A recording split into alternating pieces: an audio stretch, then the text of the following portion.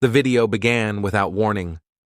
A man lay on his back on a quiet residential street in Dnepropetrovsk, blinking up at the sky, trying to lift himself on an elbow as two teenagers drifted into view.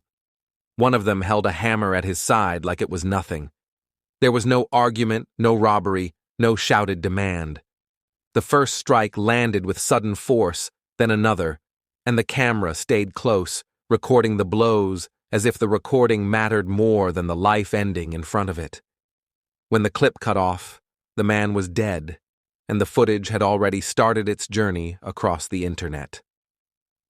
In the summer of 2007, Dnepropetrovsk was a large industrial city in central Ukraine, busy enough that strangers passed each other without looking twice.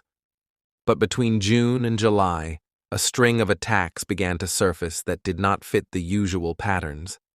Men were found beaten to death in courtyards and vacant lots. People living on the margins were discovered with catastrophic head injuries near rail lines and underpasses. The victims did not appear connected by work, family, or neighborhood. The only clear link was blunt force trauma and the feeling that the attacks had come from nowhere. The spree began on June 25, 2007.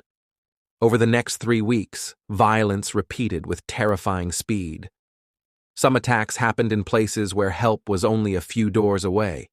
Others happened in open areas where cars passed close enough that headlights swept over the scene, yet no one understood what they were seeing until it was too late.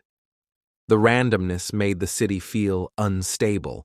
If there was a reason, investigators could not find it.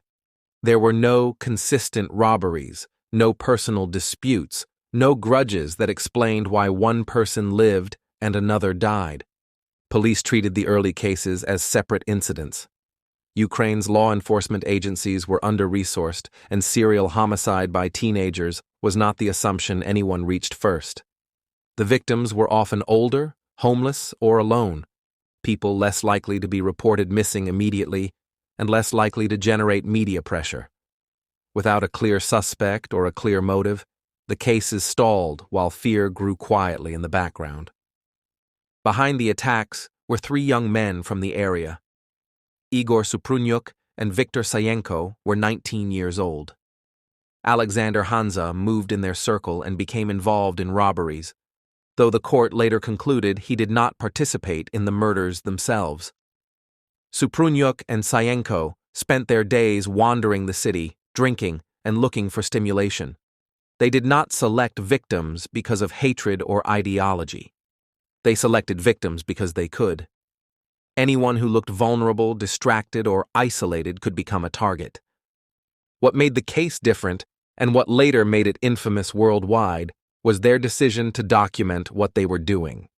The camera was not incidental. It was part of the act. They filmed assaults on phones and digital cameras, sometimes taking photographs as well, building a record for themselves. In several attacks, the violence escalated beyond simple beating. Tools like a hammer and a screwdriver appeared. Some victims died. Others survived and later described sudden blows from behind and attackers who laughed or lingered as if they felt protected by the normal noise of the city. As the weeks progressed, the murders accumulated. By July 16th, the spree had left 21 people dead, alongside additional attacks in which victims survived. Investigators later charged the group in connection with 29 incidents in total. The scale was difficult to process because the time frame was so compressed. This was not a decades-long series. It was a burst of violence that moved through public space like a storm. The case began to break when the videos and photographs created evidence the killers could not control. As clips circulated online, viewers recognized streets, courtyards, and landmarks. The notoriety forced attention onto cases that might otherwise have remained local tragedies. Police traced the material back toward the perpetrator's environment, questioning acquaintances and following leads that came from the digital trail as much as from the crime scenes. On July 23, 2007, Suprunyuk and Sayenko were apprehended. Searches produced cameras, digital files, and other items that tied them to the attacks. Investigators later said the evidence was extensive, spanning recordings, photographs, and physical links to multiple incidents. The brutality was not the only shock. The detachment was. The killings were not presented as acts of rage. They appeared, from the record that emerged, to have been committed for excitement and self-affirmation, as the court later described the motive. The trial began in June 2008 and drew intense public attention.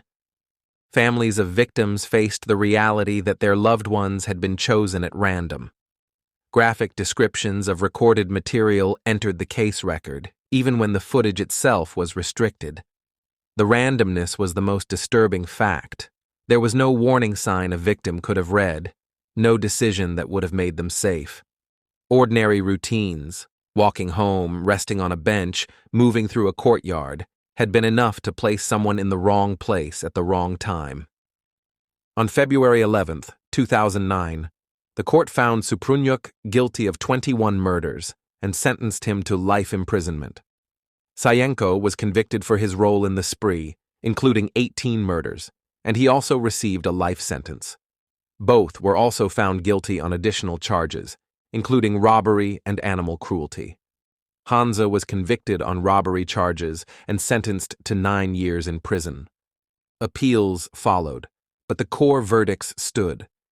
In Dnepropetrovsk, the arrests did not immediately erase the fear. The city had to absorb what it meant that the attacks had been so casual, so public, and so fast. Families learned that recordings of murder had been treated as trophies and circulated as entertainment.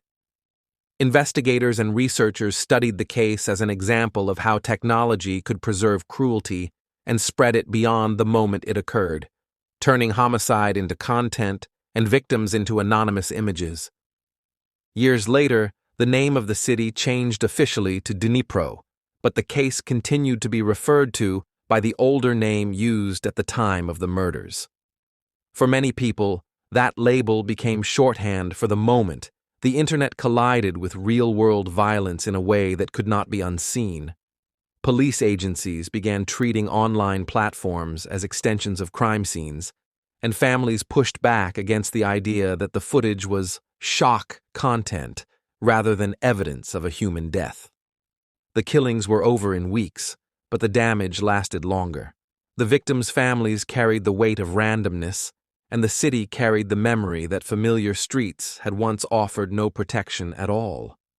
The court record closed the legal story, but it could not restore what was taken, and it could not erase the fact that the victims had been chosen simply because they were there.